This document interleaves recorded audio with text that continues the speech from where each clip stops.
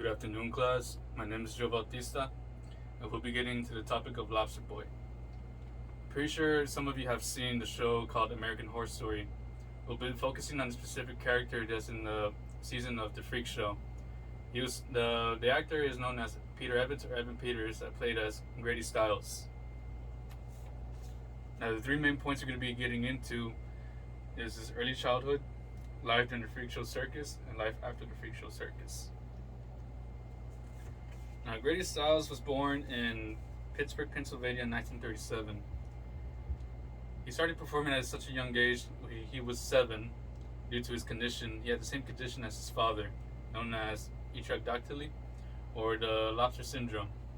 It was pretty hard for Grady Stiles to get by the circus or just in general since he had the lobster syndrome.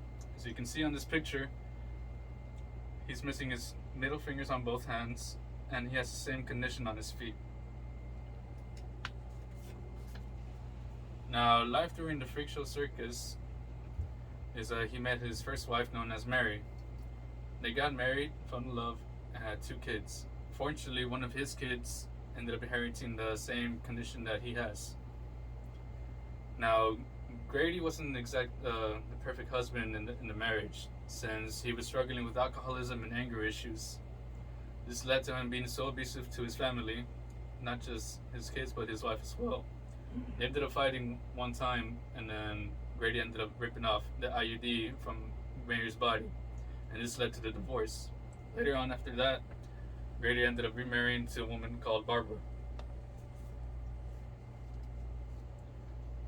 Now, life after the Freak Show circus, Grady ended up suffering a little more.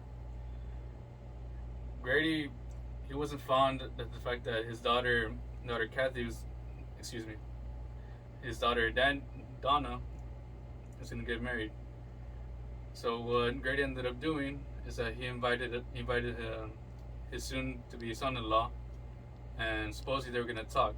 But instead of talking, he pulled out a shotgun and killed his daughter's fiance in cold blood. As you can see, this is a picture of him going to trial due to him killing his daughter's fiance in cold blood. Now, Grady wasn't going to go to prison, so they didn't have any prisons dedicated for him. So instead of prison, they put him in probation for 15 years. And after that, Grady turned himself around. He sought out Mary. They fell in love again and remarried. But this still led to him going back to his old ways. He still was abusive, and Mary had enough. So what Mary had done is that his whole family planned an assassination against him. And this led to his death on November 29th, 1992. Now, this concludes that I have gone through the 3 main points: his early childhood, his life during the Freak Show circus, and life after the Freak Show circus. So my thesis is that Grady did have some hardships.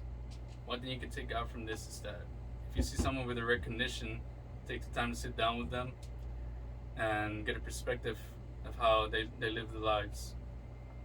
My references is www.ranker.com, allthingsthatareinteresting.com, and historicmysteries.com. Thank you, and this concludes my presentation.